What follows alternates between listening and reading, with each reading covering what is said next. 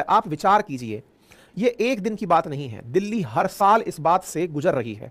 मुद्दे की बात यह है कि आफ्टर ऑल हम कर क्या रहे हैं।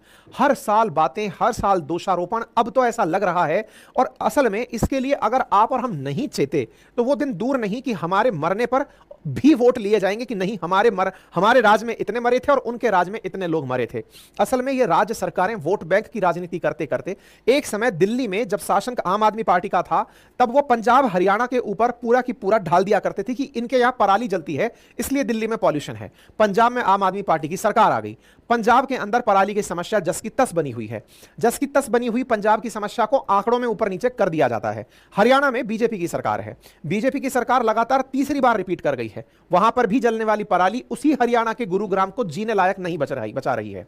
लेकिन अल्टीमेटली जो लोग दिल्ली हरियाणा में रह रहे हैं, दिल्ली पंजाब में रह रहे हैं, दिल्ली के अंदर रह रहे हैं, या फिर ये एनसीआर में रह रहे हैं, उनकी बहुत बड़ी मजबूरी क्या है? ये वो लोग हैं जो कहीं ना कहीं से माइग्रेट करके आए हैं।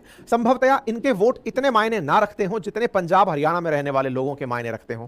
इसलिए उनके वोट की संभवतया कोई वैल्यू भी नहीं होगी, क्योंकि पढ़े लिखे वो लोग तो जिस दिन वोट डलते हैं उस दिन छुट्टी मनाने जाते हैं, उस दिन वो फिल्म देखने जाते हैं, और उस दिन सोशल मीडिया पर एक्टिव होते हैं जब उनकी जान लेने के लिए हवा उनके किनारे तक चली आती है। बधाई हो दिल्ली वालों, आपको फिर से वर्क फ्रॉम होम मिला है। जब जाग जाओगे उस समय अपने लिए नींद से जागकर जीवन के लिए संघर्ष कर लेना। ऐसी सरकारों को, ऐसे लोगों को निर्धारित कराना कि भैया ना तो केंद्र सरकार ना राज्य सरकार, इन दोनों में से किसने पर्यावरण के लिए काम किया, कृपया करके बताइए। क्या हालात फिलहाल मचे हुए हैं, विचार कीजिए। स्थितियां यह हैं कि दिल्ली में ट्रकों की एंट्री पर रोक लगा दी है। उस ट्रक ड्राइवर की क्या गलती जो रोजाना की तरह ही यहां आ रहा था? अचानक नवंबर आते ही उसके ट्रक पर एंट्री बैन क्यों? क्योंकि राज्य सरकारें अपनी कमियां, जो अपने फेलियर्स हैं, उसे ट्रक ड्राइवर पर डाल रही हैं। वो मजबूर है क्योंकि वो रोका जा सकता है, उसे रोक दिया जाएगा ताकि उसके ऊपर किया गया एक्शन जनता को विश्वास दिलाएगा।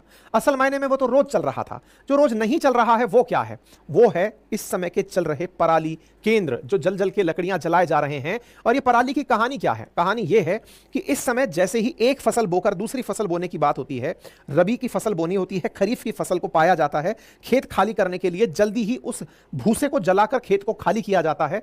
एक से दूसरी फसल का जो शिफ्टिंग है वो अचानक इस समय पर वृद्धि करता है। 15 दिन में फिर नॉर्मल हो जाएगा, क्योंकि 15 से 20 दिन के अंदर ये सब पराली जल लेगी, नई फसलें बो दी जाएंगी। 15 दिसंबर के बाद स्थिति सामान्य।